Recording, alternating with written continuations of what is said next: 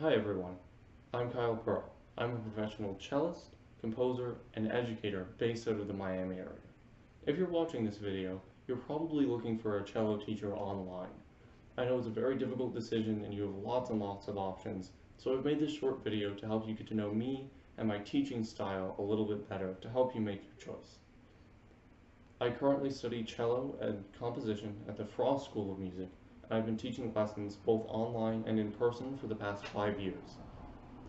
As a performer, I have lots of experience in orchestral settings. I've played lots of the big audition repertoire like Don Juan, Stravinsky's Firebird, and Mahler's Fifth, things like that. I also have a lot of experience as a chamber musician. I've played in about a half a dozen string quartets and piano trios and quartets over the past several years. And I also have a lot of experience as a soloist. I've played pieces like the Algar Concerto and Tchaikovsky's Rococo Variations in concert, and in addition to those staples of the repertoire, I've also given over a dozen world premieres during my career. Some of those have been pieces that I've composed, but most of them have been collaboration with my colleagues who also compose. To give you a better idea of my teaching style, I'd like to talk about bow hold. I'm going to talk about bow hold today because no matter where you are, just beginning or relatively advanced, bow hold is something that you have to think about when you make sound. I think about it every day when I practice. So I'm going to go through how I construct my basic bow hold and how I help students work through it. Our first step is going to be to hold the bow in the left hand. Obviously we'll hold the bow with the right hand when we play, but to help us position the right hand, we don't want to be holding the weight of the bow with it. That'll force it into some strange shapes that we don't want. So we're going to brace it with the left hand to start. Once we've done that, our first step in the bow hold is going to be to take our nice, loose right hand and drape the fingers over the stick at about the first knuckle there. Then we're going to release the weight of our right arm so that our left hand is holding it up. It's really important to have your arm weight into the stick. If I take the bow away from my right hand, it just falls. There's nothing holding up my right arm other than my left hand. All of that weight is into the bow. That's our first step.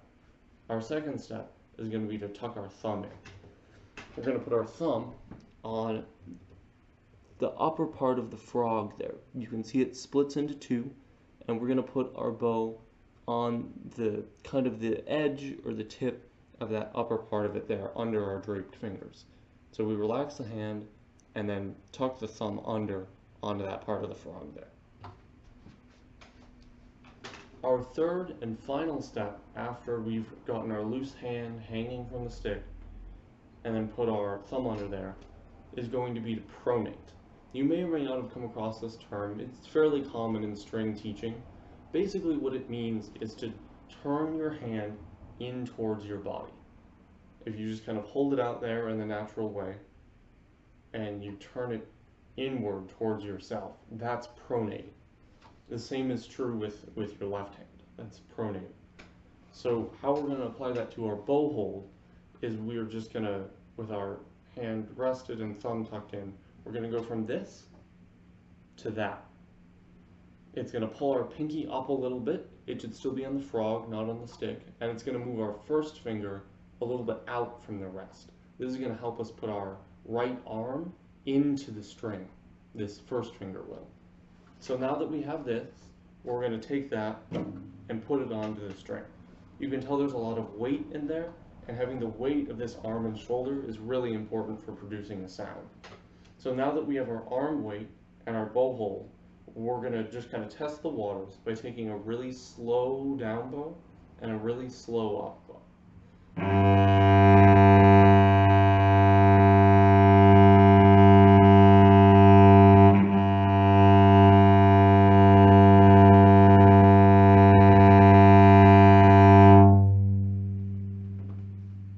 Taking those slow bows will kind of help us get accustomed to this new bow hold, which might feel a little different at first.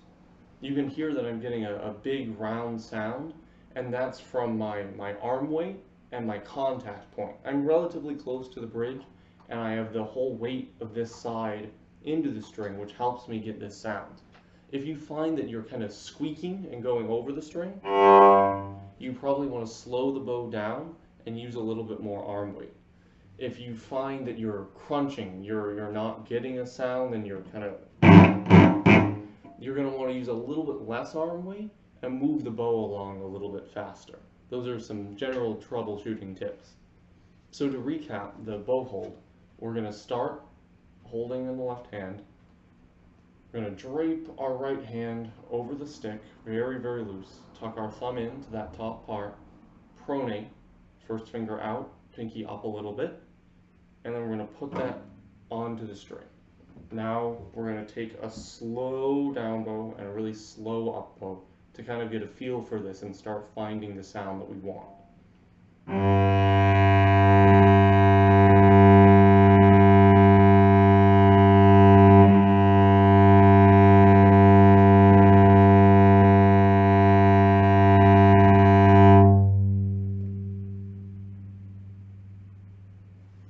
I hope everyone found that helpful. If you're interested in taking lessons and learning more, I'd love to start working with you. And if you still have some questions, that's okay too. Please feel free to reach out. I'm always happy to talk and answer any questions you might have.